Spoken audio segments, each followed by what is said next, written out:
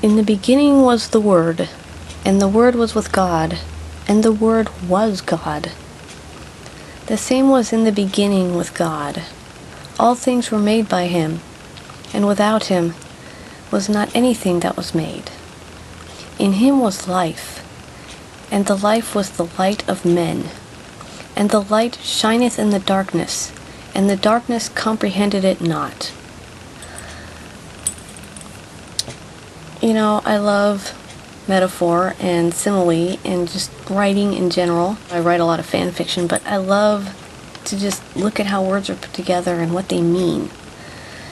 And well, I think there's a way that science and religion could mix together. You know, this video is just my thoughts, my ideas. They're not anything set in stone. I'm not going to go around saying this is what's right and you're wrong.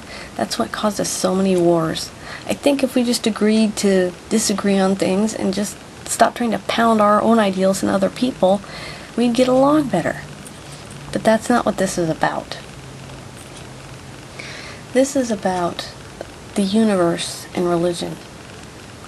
In the beginning, they say that it was the Word, and the Word was with God, and the Word was God. What does that mean? Back then, the people that were writing the Bible, they weren't Einstein and Stephen Hawking and all these fantastically smart, intelligent men. They were intelligent people, but in a different way, because they didn't have the science we have today. So anything they couldn't explain was sorcery. And there are still things today that we can't explain. No matter what kind of math and experiments we apply to it, we just can't explain things. You know, miracles. The miracles that happen. You know, people that should be on their deathbed and something happens and they recover. Or when people die and now we can bring people back from the dead by shocking their heart because their brain is there's still enough life in their brain that we can save them. And they see things that can't be explained. Scientists have tried to explain it, but they can't. You know, I believe myself in my heart that when Jesus died on the cross, he did go somewhere and he came back from there and he came back to life to show us what will become of us when we die and go to heaven. That when we go to heaven, we will be perfect. I think God is playing a game with us in terms of the universe. You know, like every time we come to understand one thing, there's something else that needs to be explained. So we keep working at it. There are some places that say, you know, God took Eve from the rib of Adam and he fashioned Adam out of clay from the earth. And I think that what was written, it's not literally that. It was written to explain, I think, something that we all know on a fundamental level. But there are no words for it. I wish I could put together the words for how I am picturing this. So all I can do is show you pictures. That maybe when God created life, that it was not so literally in the sense of just Adam and Eve. It was life everywhere. You know, think of the human brain. It's a bunch of neurons. So you look at a picture of neurons. You know, you just look at this picture, and that cell is responsible for thoughts, dreams, remembering. It makes us move. It animates us.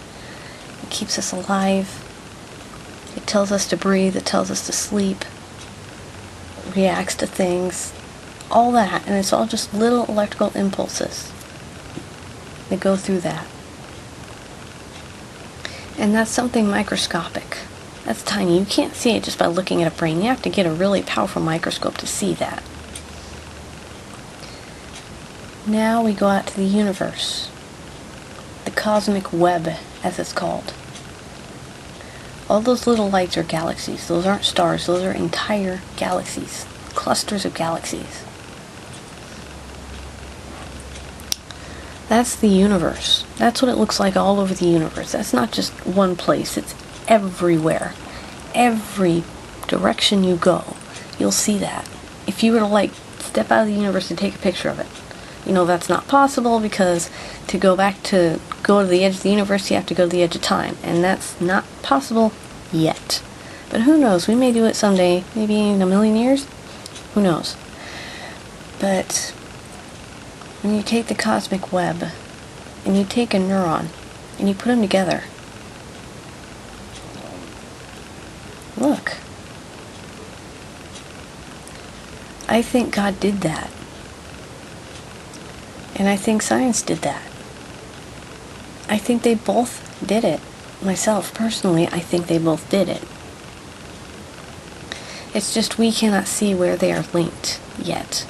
But I'm sure somewhere in our psyche, in our memory, whether it's genetic or something programmed on the molecular level, God is everywhere in the universe. And the universe is inside of us. Therefore, God is inside of us. Well, I think that we human beings as a race, we are capable of being more than we look like and more than we are. Well, I'm special, you're special, your grandma's special, your mom's special, everybody is special. There's something in us that dates back to the beginning of time, and some part of us will always want to go there and understand that. And I say more power to you. But I still think that God and science can coexist. We just have to find the way to do it. We have to find it. And we have to agree. And that's going to take a while. And there are always going to be the people that say, no, it's not God, it's math or science. And there are going to be people that say, yes, it's all God. There's none of that science stuff. And they're going to fight till the end of time. But there are going to be people in between who are going to figure it out. There are going to be people that will be able to mix them together perfectly. Just like that perfect hot chocolate. Someday, I think that day's coming. That everything will be understood. Maybe it doesn't happen until we die and we step into heaven. And then it all comes to us and we can see it and it's just like, aha! Maybe as mortal beings, during our time on Earth, we can't see it all. Because we can't see the universe like God. But when we die, and we go beyond the limits of this meat we call our brain, then we see the world like God. And maybe that's when we completely understand it. We are the universe.